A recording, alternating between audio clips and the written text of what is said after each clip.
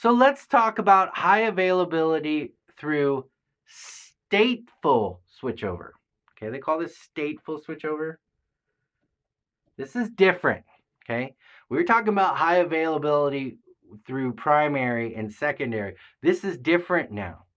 We're going to use an automated process. We're going to use HASSO, stateful switchover. I know I don't like this acronym either. When I see SSO, I think single sign-on, but this is the one they used. Let's not get away from it. Stateful switchover. Now, stateful switchover has one-to-one redundancy. That's it. I got one wireless LAN controller. I got a backup LAN controller, as you can see in this environment. This is an automated process of what we just talked about. Instead of me defining the primary and secondary, I'm not going to do that. I'm going to set this up for HASSO, and these two wireless LAN controllers will decide who's the active and who's the standby. I have nothing to do with it.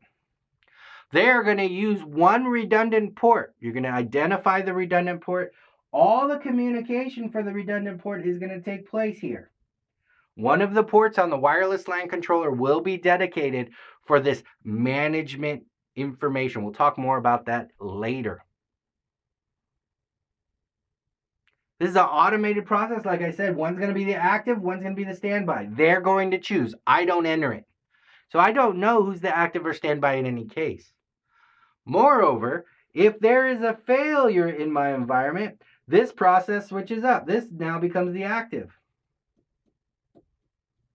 And when this comes back up, this becomes the standby. It does not retake over the role. It just switched roles. Now one side's the active, the other side's the standby.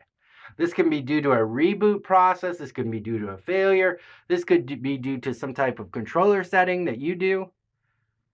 But there's no failback here. And there's no failback on the APs either. Everything will go here. There's a failure, everything will go here, and that's where it'll stay until there's another failure or change in the environment. Again, this is the stateful switchover process, SSO. Some people like to call this hot standby or active standby process as well. So here is the difference between the AP SSOs and the release versions. First off, active standby, one-to-one redundancy. In release 7.5, they could be geographically separated from layer 2 VLAN or fiber.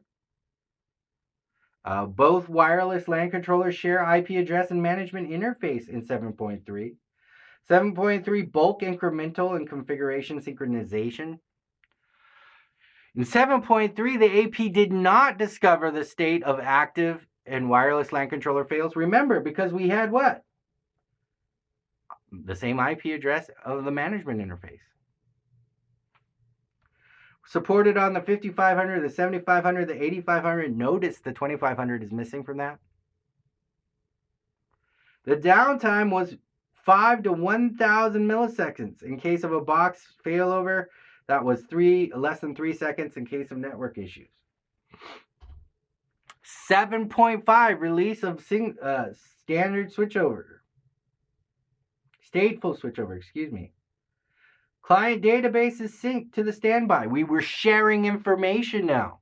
The client is synced back and forth to the standby from the active.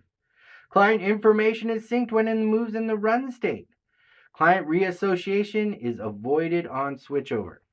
Because we shared that information in advance, we did not have to reassociate a client with the wireless LAN controller. Remember, we had our primary, we had our secondary. If they shared the information about the client, we didn't have to reassociate it. That's what happened in 7.5. Full authenticated clients or clients in the run state, fully running, are synced to the peer. So we were synced back and forth to the primary. Again, over that redundant link. Effective service downtime detection plus switchover time, that gave us our basic network convergence. Nothing new there. In 8, this is where we are now. Standby wireless LAN controller on the fly maintenance mode. Okay, so we can go into standby on the fly. Stateful switchover supports internal DHCP server. We didn't do that before. Now we can in release 8.0. When we're configured for stateful switchover, we can have that DHCP server. We now have the ability to support sleeping clients. Didn't have that ability before. Support for AC. Okay, that's obvious. We're going to do that as we move forward. Enhanced gateway reliability check to avoid false positives. So to avoid the feeling that the false positives is switching from active to standby to active in our stateful switchover process, we've enhanced the reachability check. So there's been a little bit more added to the process.